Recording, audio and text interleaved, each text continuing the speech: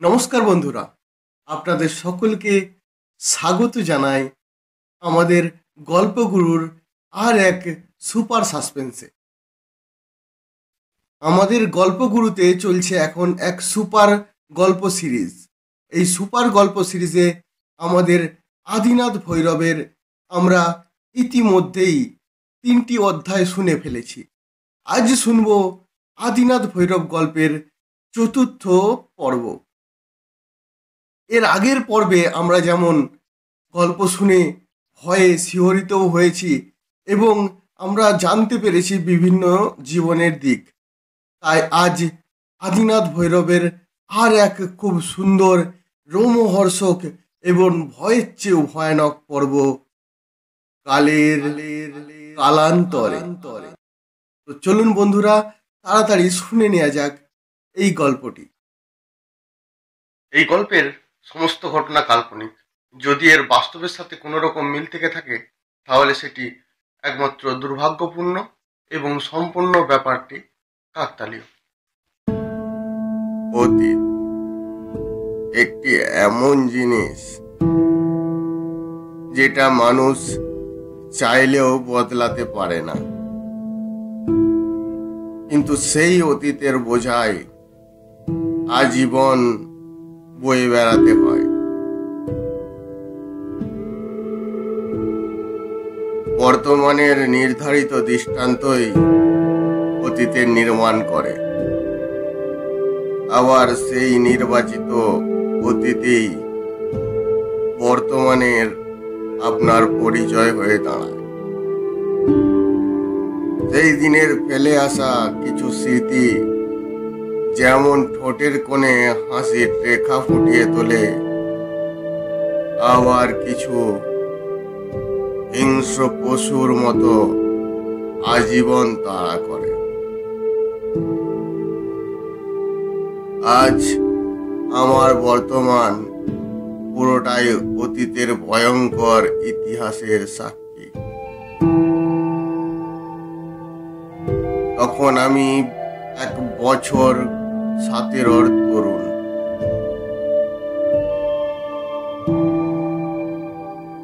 ঠিক বেঠিক, ভুল ভবিষ্যৎ সবই তখন আমার কাছে সমান্তরাল। তবু প্রফেসর হাইব্রেনের সাথে থেকে জীবনের কিছু দিক তখন আমি ভালো মতো বুঝতে শিখেছি। আন্দ্রিয়র মৃত্যু বৃত্তান্ত তুমি তো জানো। এরপর যেটা আমার জীবন বদলে দিল সেটা লেক্সির সেই চিঠি। ডিয়ার হাইবিন, আমি আপনার সাথে গোপনে দেখা করে কিছু বিশেষ তথ্য দিতে চাই। আপনার কথা অনুযায়ী আমি হানরিয়ার সমস্ত গোপন তথ্য জেনে গেছি। যা জেনেছি তা আপনি বিশ্বাস করতে পারবেন না। আর পিটারের সম্বন্ধেও বিশেষ কিছু বলার আছে। তারপর শেষ, আর কিছু লেখা নেই। আমি ভালো করে 3-4 বার পড়লাম চিঠিটা, এই একই লেখা, কিন্তু শেষের এক লাইনে আমার দিন রাত, আকাশ পাতাল সব এক সমতলে এসে উপস্থিত হলো। এই চিঠিতে আমার নাম এলো কি করে? আর লেক্সিকে আমি কোনোদিন দেখিনি।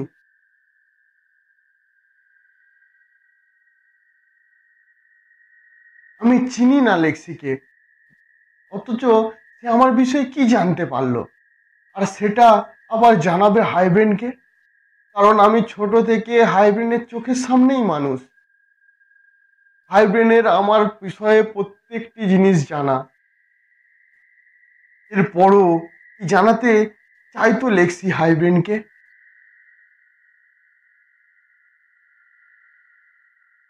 তার পরের দিন প্রফেসর হাইব্রেন ফিরে এলেন। আমার মনের মাঝে তখন কৌতূহল, উদ্বেগ আর জিজ্ঞাসার মাত্রা তার চরম সীমা পার করে গেছে। কিন্তু হাইব্রেনকে সরাসরি কিছু জিজ্ঞেস করতেও মুখে বাঁধছে। আমি চিঠিটা ওনার হাতে দিলাম।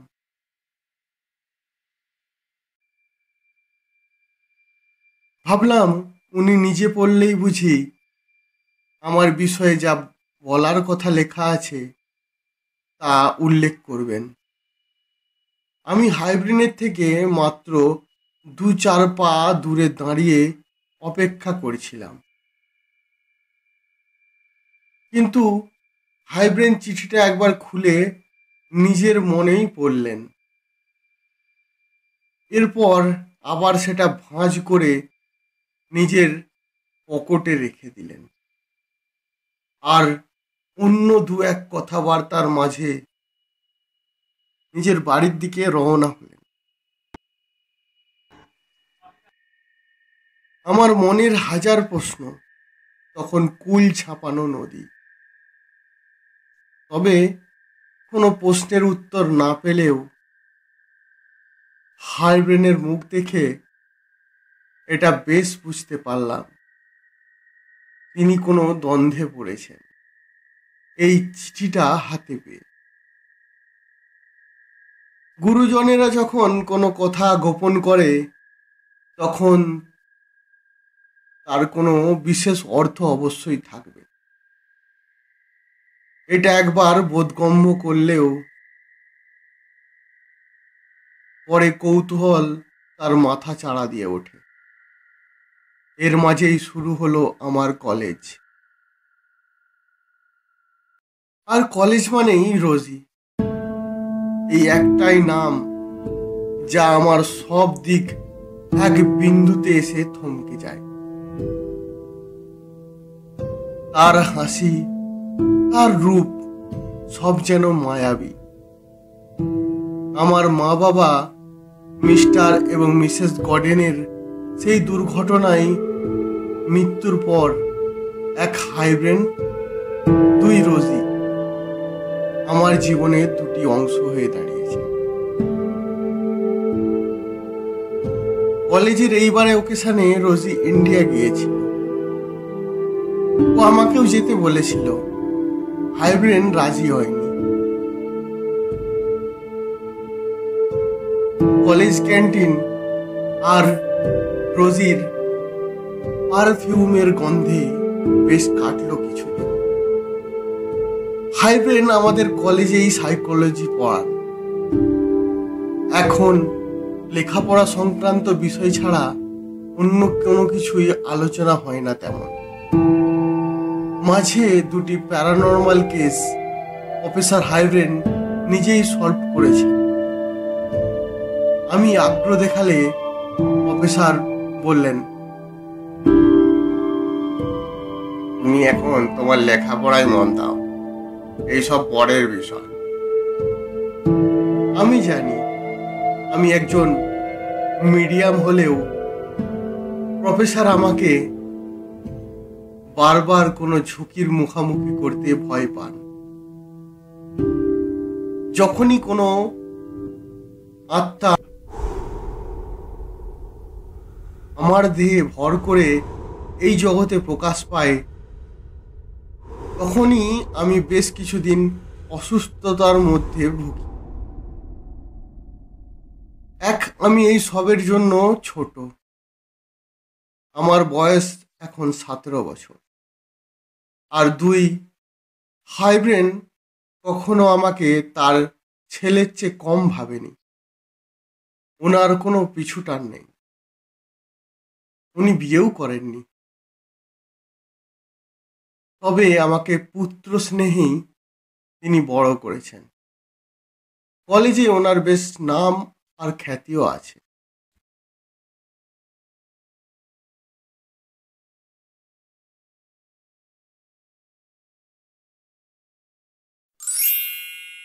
এসব একটানা বলে আদিনাথ এবার থামলেন। আমি আগের দিনও দেখেছি আদিনাথ যখনই অতীতের কোনো ঘটনা বলেন চোখ বুজে বলেন। আমি প্রশ্ন করলাম এই বিষয়ে। আদিনাথ সেই একই মৌন হাসির সঙ্গে উত্তর দিল। উত্তরে বললেন, যখন তুমি তোমার জীবনের কোনো ঘটনা চোখ বুজে বলবে, তখন তুমি সেটা তোমার বন্ধ চোখের সামনেই তা দিনের আলোর মতো স্পষ্ট দেখতে পাবে। এতে তুমি তোমার ভুল আর ভালো দুই দিকই বিচার করতে পারবে। আমার আগ্রহের পর আদিনাথ ভৈরব আবার দু চোখ বুজে ফিরে গেলেন ইংল্যান্ডের তার ইতিহাসে। তখন তিনি 17 বয়সী পিটার।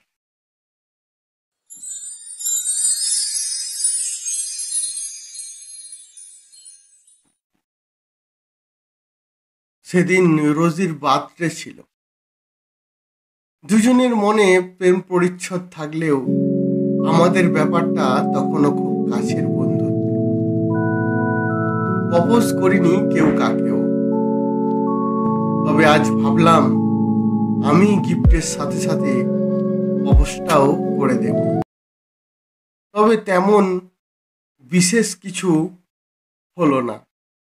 আমি পার্টি শেষে বাড়ি ফিরে ঘুমোতে গেলাম।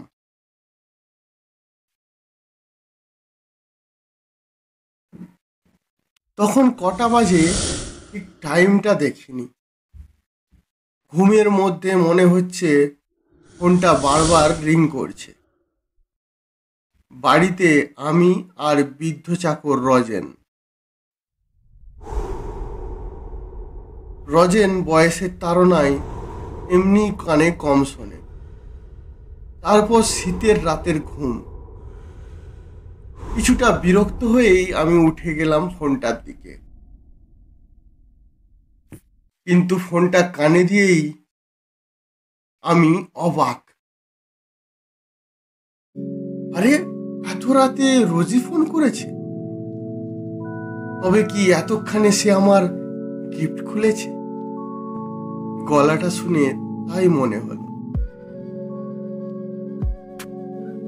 পিটার, তোমায় বুঝি এত রাত্রে বিরক্ত করলাম?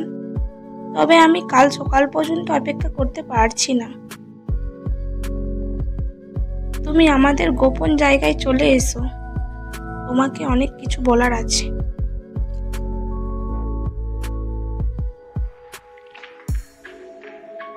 প্রথমে রোজির এইরূপ আচরণে একটু অবাক হলাম। আর কারোর প্রেমিকার এমন মিষ্টি ডাক এড়ানোর সাহস কারই বা আছে? কত দিন ধরে কত মানুষ অপেক্ষা করে শুধু এই মুহূর্তের জন্য। তাই আমিও বেরিয়ে পড়লাম সেই রাতের বেলায় আমাদের সেই সিক্রেট প্লেসের উদ্দেশ্যে। আমাদের সিক্রেট প্লেস মানে আমাদের গোপনে দেখা করার জায়গা শহরের একটা পুরনো কবরস্থান। জায়গাটা বেশি দূর না, আমাদের দুইজনের বাড়ির পথে ঠিক মাঝামাঝি। এককালে এখানে অনেকেরই কবর থাকলেও এখন এখানে কবর দেয়া বন্ধ। তাই এটা অনেকে পার্কের মতো ব্যবহার করে। এখানে অনেক বন্ধুদের সাথে আগে কতবার যে আমরা পার্টি করেছি তার কোনো ঠিক নেই। বাইরে বেশ ঠান্ডা আমেজ, হালকা বরফের চাদর আর কুয়াশার আস্তরণ, কিন্তু তখনই অন্য কিছুই আমার বোধ হচ্ছে না। কানে শুধু রোজির মধুর বাণী।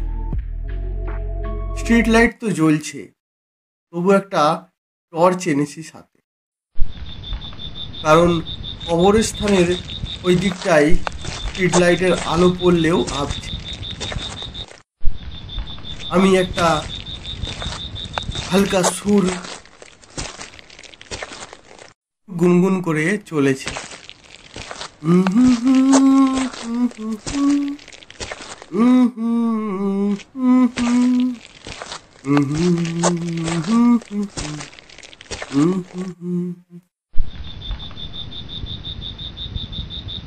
আমি কিছুক্ষণের মধ্যেই পৌঁছে গেলাম। দেখি কবরস্থানের গেট একটু হালকা খোলা অবস্থায়। তার মানে রোজি আগেই পৌঁছে গেছে। অবশ্য এত রাত্রেও আমি কোন শার্টটা পরবো আর কোনটা পরবো না এসব নিয়ে ভাবতে ভাবতে একটু সময় লেগেছে আমার। কিন্তু মেয়েটার সাহস মানতে হবে। এত রাতে একা এসেছে সে কবরস্থানে। যদিও এই জায়গার প্রতিটি কণা আমাদের নখদর্পণে, তবুও এই ভেবে আমার ভালোবাসার গভীরতায় আমি ডুবে গেলাম একবার। তবে রাতে এমন জোর করে কথা বলার জো নেই। এখানে আশেপাশেই নাইট গার্ড বসে থাকে। তাই এবার টর্চের আলোর মধ্যেই খুঁজতে লাগলাম রোজিকে। আমাকে বেশি দূর যেতে হলো না। দেখি আমাদের পরিচিত বেঞ্চটার এক প্রান্ত দখল করে বসে আমার ভালোবাসা। কিন্তু আমার দিকে পিছন করে বসে কেন? ও, মনে হয় আমাকে দেখেই এমন লুকোচুরি। রোজিও বেশ লাজুক প্রকৃতির,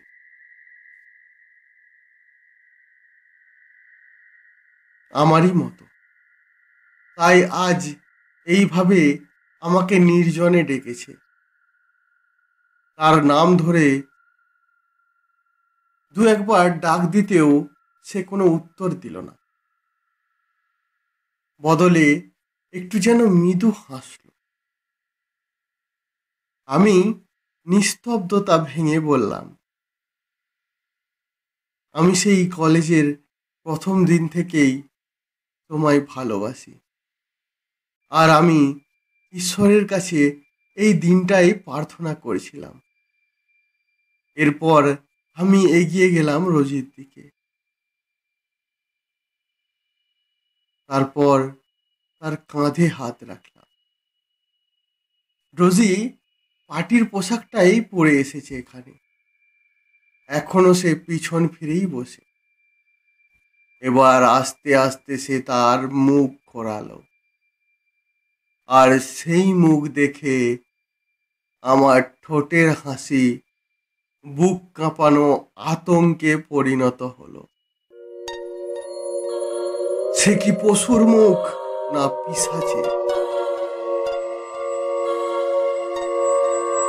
পৃথিবীর ভয় বলে যে শব্দ আছে, সেই রূপ তার চেয়েও অতি ভয়ঙ্কর। আমি স্তব্ধ হয়ে দাঁড়িয়ে। বোধ, বুদ্ধি, সচেতনতা বলে কিছুই নেই আমার মধ্যে এখন। কোনো শক্তির প্রবল বাঁধনে আমি বাঁধা। এবার এক টুকরো বরফের ন্যায় হিমেল পরশের হাত আমাকে পরশ করল। তার সেই কদাকার কুৎসিত মুখ নিয়ে এলো আমার মুখের অনেক কাছাকাছি। তার নিঃশ্বাসের দুর্গন্ধ আসছে আমার নাকে, আর তা পরশ করছে আমার গোটা মুখে। এবার শুরু হলো আর এক অস্বস্তি। এ কি হচ্ছে? আমার দম বন্ধ হয়ে আসছে। মনে হয় এই আমার শেষ পরিণতি। আমার চোখ বুজে আসছে।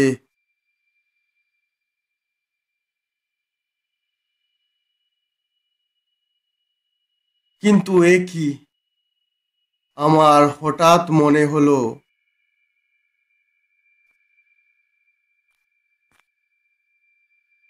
সেই পিশাচ আমার কাছ থেকে দূরে সরে যাচ্ছে ক্রমশ। দূরে, আরো দূরে।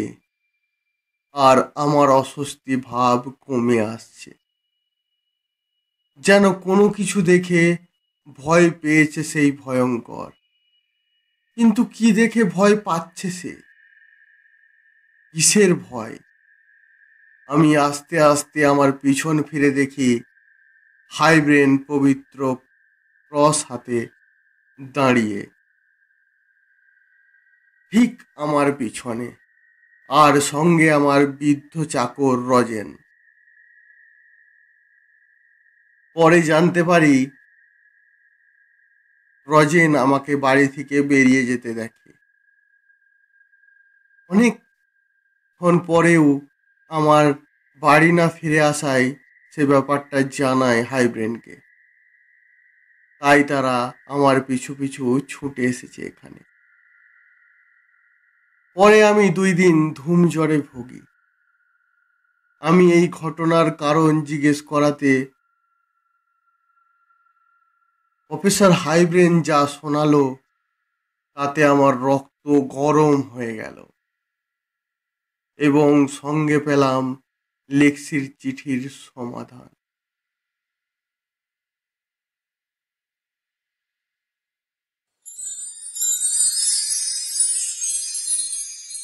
এই বলে আদিনাথ আবার চোখ খুললেন। তারপর বললেন, বুঝলেন গৌতম বাবু,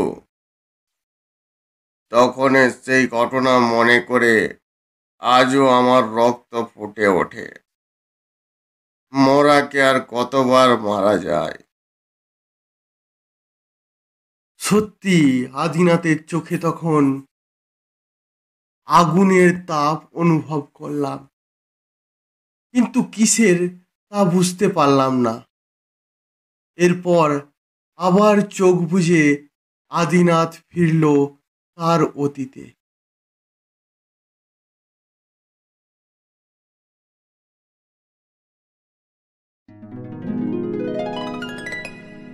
সেই রুমে তখন আমি, হাইব্রেন আর আমার ভৃত্য রজেন।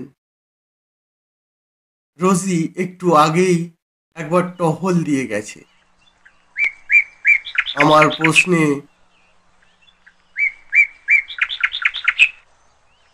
একটু চুপ থেকে এবার শুরু করলেন হাইব্রেন।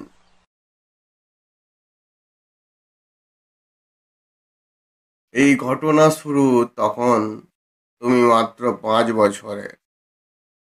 তখন মসেল কাস্টেন ছিলেন এই শহরের বড় চার্চের ফাদার। ওনাকে সবাই খুব সম্মান করতেন। তোমার মা বাবা মিস্টার আর মিস গর্ডন এই শহরে তখন সবচেয়ে ভালো প্যারানর্মাল ইনভেস্টিগেটর ছিলেন। তাদের ইনভেস্টিগেশনে একদিন এক শয়তান রেভজি কাস্টেন মারা পড়ে, আর সে ছিল ফাদার কাস্টেনের ছেলে। আর এক গোপন সূত্রে তারা জানতে পারে ফাদার কাস্টেনও ব্ল্যাক ম্যাজিকের বিশেষ ক্ষমতাধারী, আর সে গডের না, ডেভিলের উপাসক। অনেক মানুষের অলক্ষ্যে বিশেষ ক্ষতিও করেছে। তোমার মা বাবা আমাকে জানায় বিষয়টা, আর তারা সেই রাতেই দেখা করে সব সত্যটা জানতে গিয়েছিল কাস্টেনের কাছে। তারা সেইখান থেকে ফেরার সময় তাদের গাড়ির অ্যাক্সিডেন্ট হয়। সেখানে উপস্থিত প্রত্যক্ষদর্শীদের মতে গাড়িটা অদৃশ্য কিছুর পাশ কাটাতে গিয়েই দেয়ালে ধাক্কা মারে। পরে পুলিশ ইনভেস্টিগেটিং এর মাধ্যমে আমি তা জানতে পারি। আর সেদিনের পর থেকেই কাস্টেনও এই শহর ছেড়ে পালিয়ে যায়। এরপর আমি গোপনে তার খবর রাখতে শুরু করি, আর জানতে পারি সে তার ছেলের মৃত্যুর বদলা নিতে চায় তোমার জীবন নিয়ে। আর লেক্সি সেই চিঠিতে সেই বিষয়েই বলতে চেয়েছিল।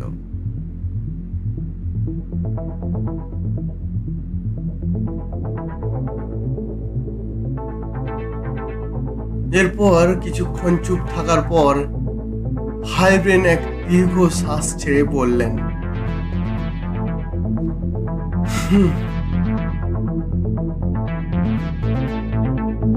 আমি মনে করি তোমার মা বাবার মৃত্যুর জন্য কাস্টেনি দায়ী। আর সেই দিন থেকে আমি তোমায় আগলে আগলে রেখেছি। এতদিনেও তার খারাপ নজর পড়তে দিইনি তোমার উপর। তবে কাস্টেন এবার আরো শক্তিশালী হয়ে ফিরে এসেছে এই শহরে, আর আজ তোমাকে মারার চেষ্টা করে তা জানিয়ে দিল। এই সব শুনে তখন আমার তরুণ রক্ত উঠতে শুরু করেছে। আমি বিছানায় শুয়েই গর্জে উঠলাম, সে যতই শক্তিশালী হোক, আমি আমার মা বাবার খুনিকে কখনো ছাড়বো না। আর মৃত্যু নিশ্চিত, আর সে মরবে আমার হাতে।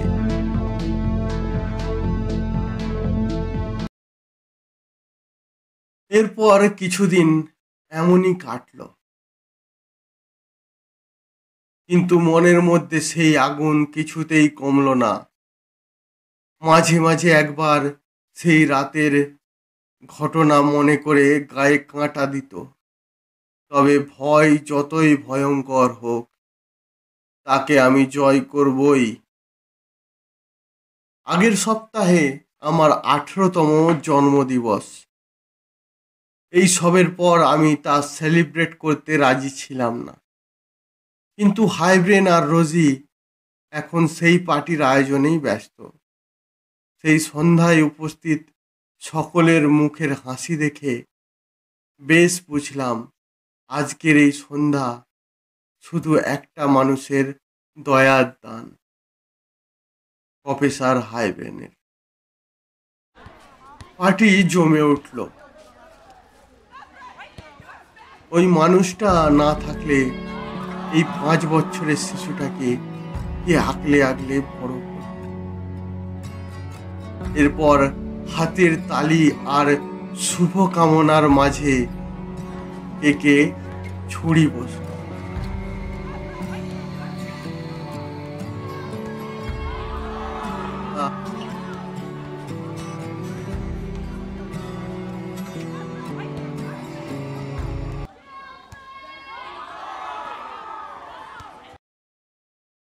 সবকিছু ঠিকের মাঝে ঘটল সেই অবাস্তব ঘটনা। কেকের সাদা ক্রিম এখন লাল বর্ণ ধারণ করেছে, আর সবার মুখে কেকের সাথে লেগে সেই পদার্থ। এক পচা দুর্গন্ধ আসছে তার থেকে। আতঙ্কিত জনমানুষের কোলাহল শুরু হলো। এরপর বাতাসে অদৃশ্য কারো পৈশাচিক হাসি আকাশ বাতাস কাঁপিয়ে দিল। আমার বুকের মাঝের দামামাটা সজোরে বেজে উঠল।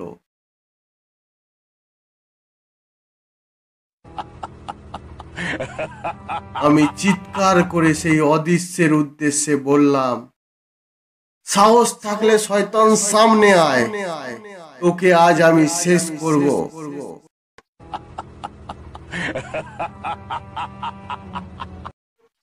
আমার এই কথা শুনে সেই হাসির কটাক্ষ আরো যেন বেড়ে গেল। এরপর হাইব্রেন তার পবিত্র ক্রস হাতে নিয়ে কি যেন মন্ত্র পড়ল, আর তার কিছু মুহূর্তেই নিস্তব্ধ হয়ে গেল চারিধার। হাইব্রেনের মুখে চিন্তার ছাপ স্পষ্ট, আর আমার চোখে আগুন। আমরা এখন আমাদের রুমে বসে। আমি বললাম হাইব্রেনকে, চলুন ওই পিশাচকে তার যোগ্য শাস্তি দেব। হাইব্রেন চুপ, একই অবস্থায় বসে। তারপর বলল, এই দুরাত্মার সাথে লড়তে গেলে আমাদের আরো শক্তি চাই পিটার, আর তার জন্য চাই বলি। আমি হাইব্রেনের কোথায় আটকে উঠলাম, বললাম বলি? কার বলি? হাইব্রেন বলল, ইভেল বয়ের বলি। আমার আবার প্রশ্ন, ইভেল বয়? কে ইভেল বয়? হাইব্রেন আবার বললেন, প্রতিটি দিনে এবং মাসে কিছু এমন সময় আসে যা ডেভিলের সময় বলে ধারণা করা হয়। সেই তিথি কিংবা সেই দিনের অথবা সেই সময়ে জন্ম ধারণ করলে সেই ছেলে কিংবা মেয়ে ডেভিল বয় বলে পরিচিতি পায়। এদের এক বিশেষ লক্ষণ থাকে, যার জন্য এরা আরো 5 জন মানুষের মধ্যে আলাদাভাবে চেনা যায়, কিন্তু সকলে তাদের চিনতে পারে না। যারা তন্ত্রমন্ত্রের সঠিক সাধক, তারাই তাদের খুঁজতে পারে। এরাই বড় হয়ে বিপথে গিয়ে মানুষের ক্ষতিও করে, আর তাদের পূর্ণ সূর্যগ্রহণের সময় ডেভিলকে স্মরণ করে বলি দিলে যে সেই বলি দেয়, তাকে ডেভিল তার বিশেষ ক্ষমতা প্রদান করে। সেই ক্ষমতা দিয়ে সব অসম্ভবকে সম্ভব করা যায়। আমি হাইব্রেনের মুখের দিকে অবাক ভাবে তাকিয়ে।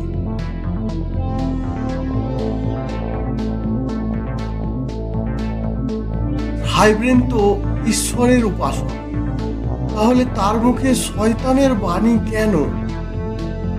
হাইব্রেন আমার মনের ভাব বুঝেই হয়তো বললেন কথাটা। আমি জানি এটা শয়তানের রাস্তা, কিন্তু পিটার, কাদা পরিষ্কার করতে কখনো কখনো কাদাতেই নামতে হয়, আর আমরাও তাই করব। এতে একের বলিদান আর শতকের বরদান। আমি বললাম, কিন্তু সেই ডেভিল বয়কে আপনি পাবেন কোথায়? হাইব্রেন বলল, এমন একজন আমার নজরে আছে, তুমি চিন্তা করো না। আমি শুধু যা বলছি তুমি তাই করে যাও। আর মাত্র 10 দিন পরেই সেই তিথি, পূর্ণ সূর্যগ্রহণ। একবারের জন্য দিনের আলোর মাঝে আঁধারে ঢেকে যাবে গোটা পৃথিবী। কালো চাদর ঢেকে দেবে সম্পূর্ণ সূর্যটাকে। তবে এইবারের সূর্যগ্রহণটা বিশেষ, এমন যোগ নাকি বিগত 400 বছরে একবার আসে। হাইব্রেন সেই অনুষ্ঠানের বিবিধ আয়োজন করতে শুরু করলেন। আমার মনে তখন একটাই চিন্তা, এই সংঘর্ষের পরিণাম কি হবে। যদিও হাইব্রেন থাকতে আমার কোনো চিন্তা নেই। পরিকল্পনা হলো সেই কবরস্থানেই হবে সেই বিধি, যেইখানে তাকে প্রথম দেখা গিয়েছিল। সেদিন এইসব ভাবতে ভাবতেই আমি ঘুমিয়ে পড়লাম। বেশ রাতে হঠাৎ আমার ঘুমটা ভেঙে গেল। বুকে যেন কিসের চাপ অনুভব করছি। ঘরটা কেমন একটা বিদকুটে পচা গন্ধে ভরে উঠেছে। আমার আর বুঝতে বাকি রইল না কি ঘটছে এখানে। আবার উদয় হয়েছে সেই পিশাচের। লক্ষ্য করলাম আমার দেয়াল আলমারিতে রাখা পুরনো কিছু কাগজ, বই খাতা এক এক করে ছুটে আসছে আমার দিকে। এরপর কোনো ভূমিকম্পের মতো আমার রুমে তোলপাড় শুরু হলো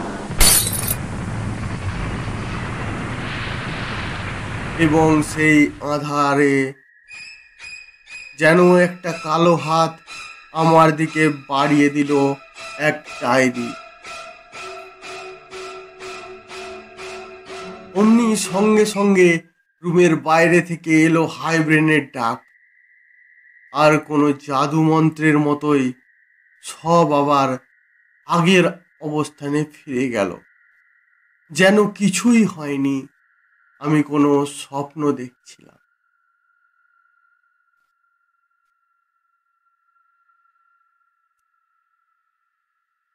এরপর এলো সেই অপেক্ষার দিন।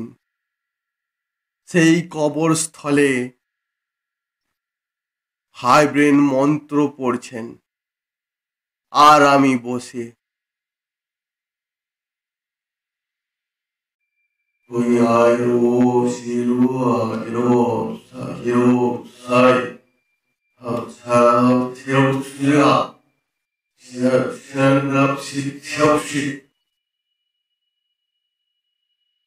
কিন্তু সেই ডেভিল বয় কোথায়? তবে যে হাইব্রেন বলেছিল সে এমন একজনের সন্ধান জানে। আমি বিভিন্ন চিন্তার মাঝে সেখানে বসে।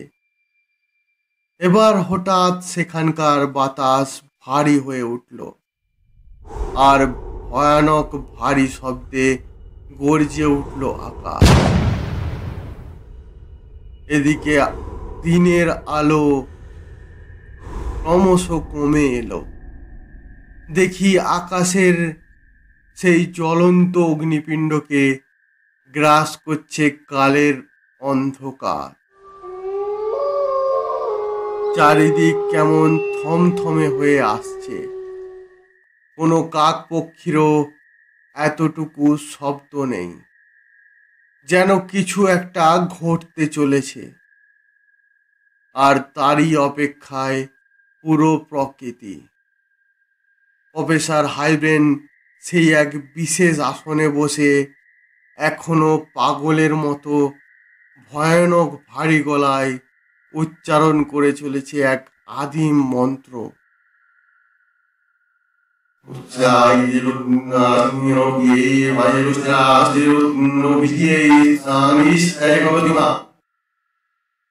এইভাবে আরো কিছুক্ষণ, তারপর দিনের শেষ আলোটুকু মুছে গেল। এখন আমাদের জীবনদায়ী সূর্য পুরোপুরি আঁধারের কবলে। এই বিকেলেই নেমে এলো ঘন অন্ধকার।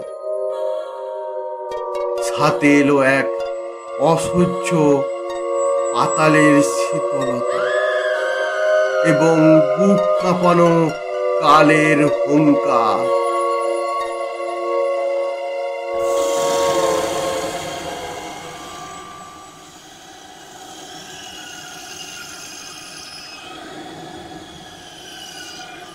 আমি বুঝতে পারলাম ডেভিল এসেছে হাইব্রেনের আহ্বানে।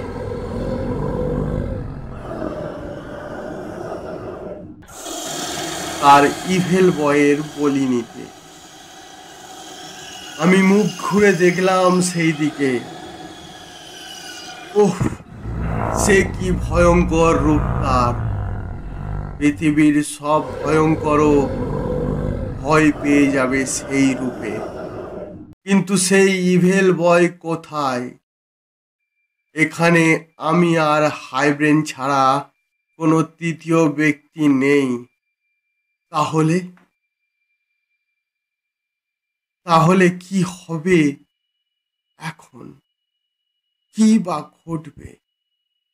এর পরের মুহূর্তে ঘটল সেই অঘটন যার জন্য আমি কোনো মতেই প্রস্তুত ছিলাম না। দেখলাম সেইখানে উপস্থিত পুরনো কবরের পেছন থেকে বেরিয়ে এলো দুইজন মানুষ।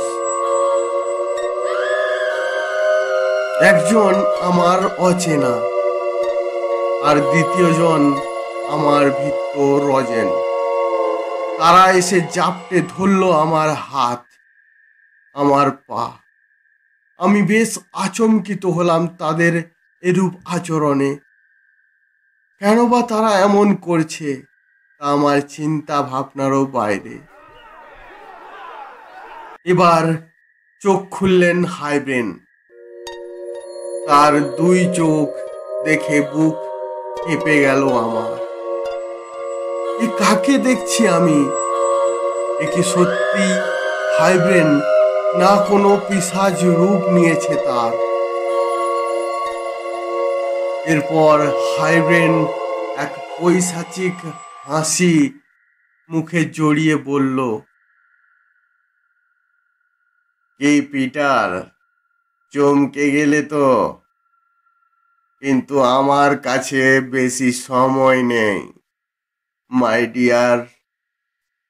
তবে তোমায় এতটা এখন বলতে পারি, আমার চেনা সেই ইভেল বয় আর কেউ না, তুমি। শুধু আজকের এই দিনটার জন্যই আমি তোমায় এত বড় করে তুলেছি। আমি আগলে রেখেছি প্রতিটি মুহূর্তে তোমাকে, শুধু এই বিশেষ ক্ষমতা পেতে।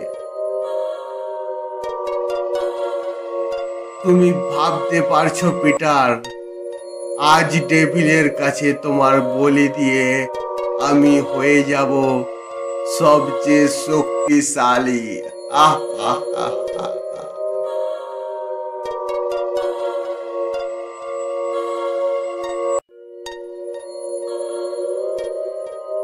এই পৃথিবী হবে আমার হাতের মুঠোয়। আমার কাছে ঘাড় নিচু করে দাঁড়িয়ে থাকবে গোটা বিশ্ব। সব থেকে ক্ষমতাবান হব আমি। আমার দু চোখ বেয়ে জল গড়িয়ে এসেছে গালে। হাইব্রেন কি আমার সাথে মজা করছেন? কিন্তু এটা তো তেমন সময় না, এবং তার এরূপ আমি আগে কখনো দেখিনি। আর এখনের সব ঘটনা আমার কোনো দুঃস্বপ্নের মতোই মনে হচ্ছে, যেন এসব সত্যি নয়। হয়তো আমি দু চোখ বুঝে দেখছি, তা চোখ খুললেই সব বদলে যাবে, কিন্তু এটাই বাস্তব। এবার হাইব্রেন বিনা বাক্য ব্যয়ে হাতে তুলে নিল একটা ধারালো ছুরি, তাতে বিশেষ নকশা করা। এই ছুরি দিয়েই বলি দেয়া হবে সেই ইভেল বয়কে, মানে আমাকে। আমার দু চোখ দিয়ে জল ঝরছে অনুব্রত। আমাকে এবার সেই দুজন হাঁটু গেড়ে বসিয়ে দিল ডেভিলের সামনে।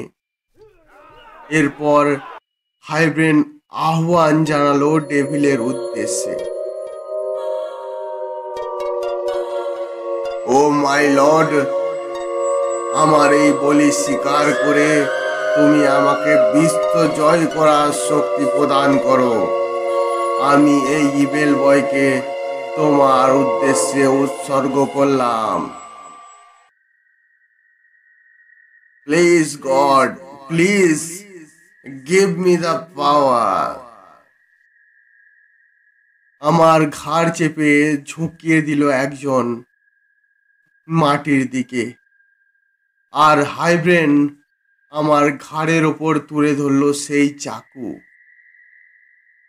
সেই ধারালো চাকু। আমি নিজেকে সঁপে দিলাম। যাকে জীবনে এতদিন মা বাবার পরে স্থান দিয়ে পুজো করে এসেছি, আজ সেই যদি আমার প্রাণ নিয়ে স্বস্তি পায়, তবে পাক। এই জীবনটা তারই দান। এক 5 বছরের শিশুকে আগলে আগলে বড় করা তো আর নিছক দয়া না।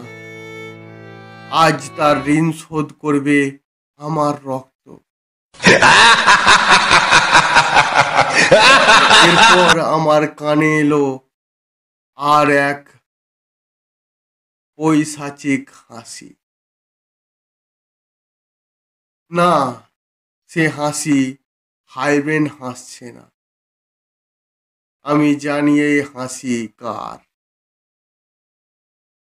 ফাদার কাস্টেনের। ও, তার মানে আমার চিরশত্রু দেখতে এসেছে আমার শেষ পরিণতি। ভালোই হলো, আমার জীবনের শেষ ইচ্ছেটাও হয়তো পুরো হয়ে যাবে এবার।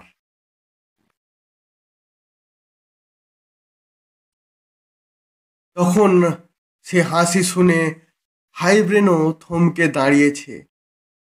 আমি নিজেকে এবার ধাতস্থ করে বললাম হাইব্রেনকে, আমাকে একবার সুযোগ দিন, এই শয়তানটাকে শেষ করি, তারপর আপনি যা চান তাই হবে। এরপর বলল কাস্টেন,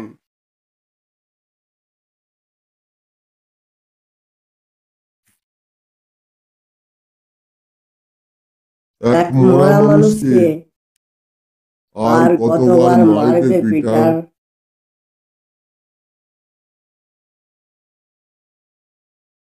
এতক্ষণে তুমি নিশ্চয় বুঝেছো তোমার প্রফেসরের আসল উদ্দেশ্য। আর যদি তা সঠিক বুঝতে পেরে থাকো, তাহলে সত্যটা আজ তুমি শোনো। আমি সেদিন জানতে পারি তোমার সাজানো মা বাবা আর প্রফেসর হাইব্রেনের আসল উদ্দেশ্য।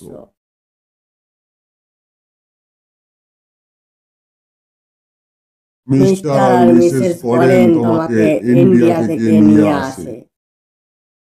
তোমাকে ইভিল বয় বলে তারা চিহ্নিত করতে পারে, আর তোমাকে ডেভিলের কাছে বলি দিয়ে তারা পেতে চেয়েছিল বিশ্ববিজয়ের শক্তি। আমি তাদের বাধা দিই। আমি বলি, এইভাবে কোনো নরহত্যা করে কোনো ক্ষমতার অধীন হওয়া উচিত না। হাইব্রেন ওপরে ভালো মানুষের পোশাক এবং মুখোশটা লাগিয়ে রাখলেও আসলে সে ভেতর থেকে একটা শয়তান।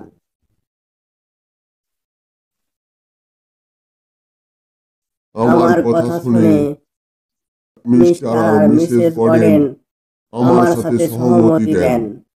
আমরা হাইব্রেনের কাছে বাধা দিতে চাই, আর তার জন্য আমিও সেদিন তোমার মা বাবার সঙ্গে একই গাড়িতে করে ফিরছিলাম। হাইব্রেনকে বোঝাতে যে সব ভালো না, এর পরিণাম খুব খারাপও হতে পারে। কিন্তু রাস্তায় মায়া চলে হাইব্রেন আমাদের গাড়ি অ্যাক্সিডেন্ট করে আমাদের মেরে ফেলে। পরে পুলিশের সঙ্গে হাত মিলিয়ে আমার খবর গোপন করে, যাতে আর কেউ অন্য কোনো বিষয়ে সন্দেহ না করে।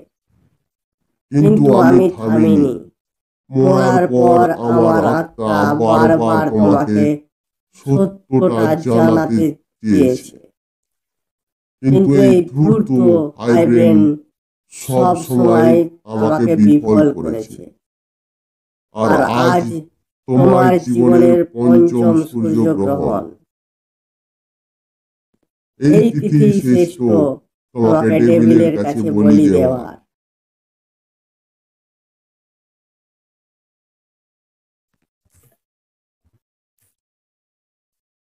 এরপর হঠাৎ বলে উঠলেন হাইব্রেন, পিটার, তুমি ওর কথায় বিশ্বাস করো না। ও মিথ্যুক। বেশি সময় না কাটিয়ে এই নাও এই বিশেষ ছুরিটা। ওকে উদ্দেশ্য করে ছুঁড়ে মারো, তাহলেই ও শেষ। এই নাও। এরপর সেই পিশাচ মূর্তি আমার সামনে দাঁড়িয়ে। আমি সেই ছুরিটা নিলাম আমার হাতে। এক মুহূর্তের নিস্তব্ধতা, তারপর এক চোখ জল আর বুক ভরা আক্রোশ নিয়ে পিছন ফিরে সেই চাকুটা বসিয়ে দিলাম হাইব্রেনের বুকে। হাইব্রেনের মুখ তখন অবাক, অস্থির। আমার চোখে জল, যেন মনে হচ্ছে আমি নিজের বুকেই বসিয়েছি ছুরিটা।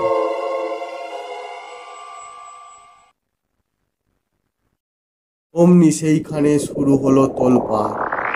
চারিধার পুরোপুরি ভয়ঙ্কর হয়ে উঠল। পুরো প্রকৃতি এক ভয়ানক রূপ নিল। তারপর সব নিস্তব্ধ। দিনের শেষের আবছা আলো আর পাখির কুজন ফিরে এলো। আমি তখনও দাঁড়িয়ে। ডেভিল নিয়ে চলে গেছে তখন তার বলি।